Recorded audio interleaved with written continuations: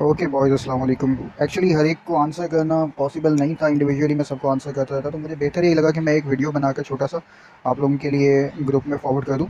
तो अब सिनेरियो ये है कि जो अभी हम लोगों को टेंशन्स जो इश्यूज़ फेस करने पड़ रहे हैं रिगार्डिंग एप्लीकेशंस, उसमें कुछ इश्यूज़ मैंने जो हैं एक ग्रुपिंग की है, छोटे से इश्यूज़ से मैंने स्टार्ट किया है। तो पहला इशू ये है कि कुछ लोगों को पता नहीं है कि कैसे एक्सेप्ट करना है, एक्सेप्ट कर लेने के बाद क्या करना है, जब एक्सेप्ट हो जाती है तो हमने कौन-कौन से स्टेप्स को फॉलो करना।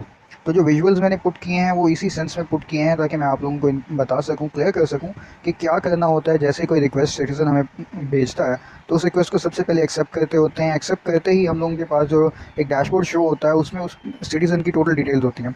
और जैसे कि आप देख सकते हो कि सिटीज़न जिसने बर्थ सर्टिफिकेट के लिए हमें रिक्वेस्ट भेजी है, तो उसका एड्रेस, उसका फ़ोन नंबर, टिकट नंबर, वो कहाँ रहने वाला है, उसके टोटल ड्यूज़ कितने उसे पे करने पड़ेंगे, तो ये सब ब्रेक इवन इसमें बना हुआ है जो सामने चार्ट शो हो रहा है। तो अब जैसे हम इसे प्रोसीड करते हैं तो ये हमें उसकी लोकेशन मैप पे भी दे देता है कि अगर हमें डायरेक्शन नीड है तो हम उसे डायरेक्शन पे लेके जाते होते हैं, मतलब मैप से उसको डायरेक्ट करते होते हैं और उसकी लोकेशन पे पहुंचते होते हैं।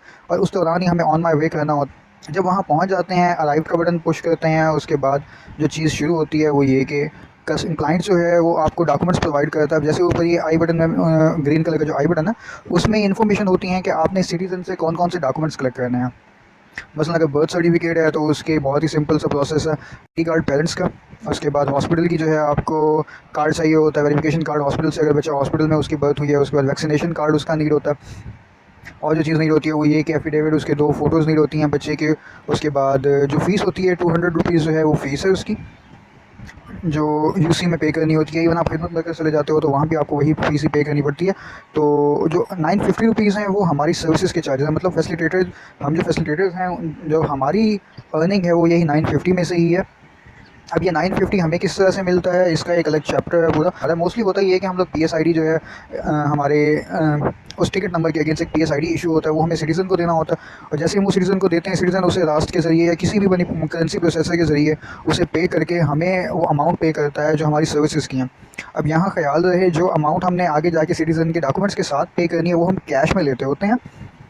जितनी अमाउंट हमें शो होती है उस 950 का पीएसआईडी जनरेट होता है, और बाकी की अमाउंट जो है हमें उनसे कैश रिसीव करनी होती है, जो आगे डिपार्टमेंट में सबमिट करवानी होती है। ठीक है, डिपार्टमेंट जो है आपसे फ़ीस कलेक्ट कर लेता होता है, सारा डॉक्यूमेंट चेक करके वो आपसे एक टाइम आपको दे देता है कि इस टाइम पे आपने जो है आके दोबारा रिसीव करने डॉक्यूमेंट। मोस्टली उसकी जो है नोटिफिकेशन आ जाती होती है, या पर्सनली डिपार्टमेंट में से कोई बंदा आपके नंबर पे जो है आपको कांटेक्ट करता है। मेरे साथ ये सिनेरियो हुआ कि डिपार्टमेंट में से ही बंदे ने मुझे कांटेक्ट किया कि आएँ आप आके डॉक्यूमेंट्स जो हैं वो अपने सिटीज़न के लेके जाएँ।